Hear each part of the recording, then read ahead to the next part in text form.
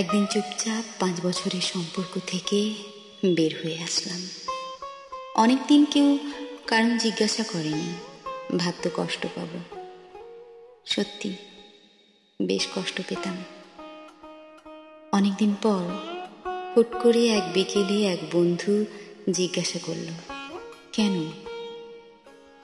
আমার প্রিয় ফুল জানতো না তো।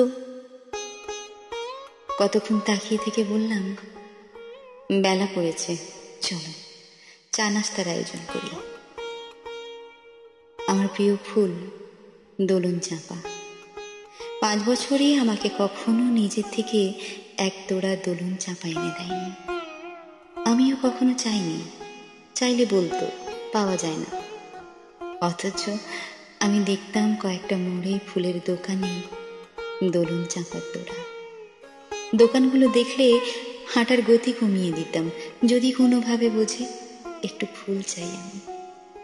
সে জানতো আমার ফুল পছন্দ, কি ফুল জানতো না, কখনো জানতেও চাইনি।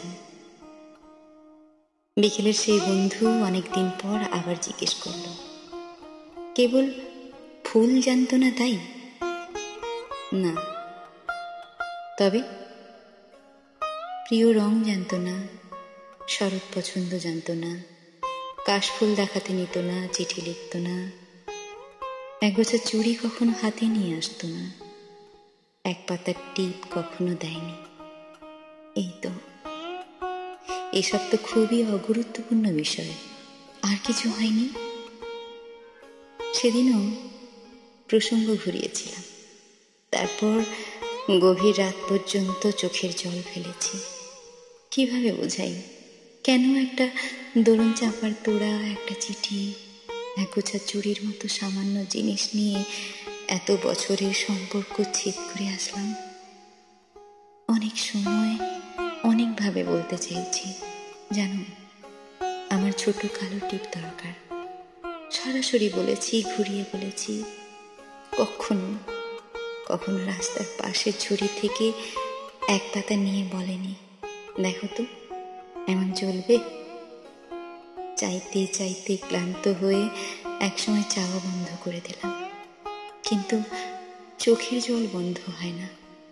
একসময় ভাবতাম সব ঠিক হয়ে যাবে, একটু শেখাতে হবে, বোঝাতে হবে। তারপর অনেকটা সময় কেটে গেল, বলতে বলতে বুঝলাম কখনো ঠিক হবে না। যদি হতো তবে হয়ে যেত।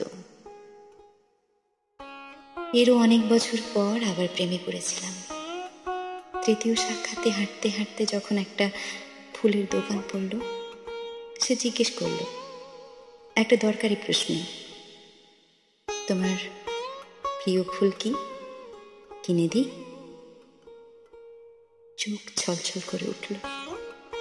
প্রিয় ফুলের মতো এত অগুরুত্বপূর্ণ বিষয়ে কেউ জিজ্ঞাসা করে?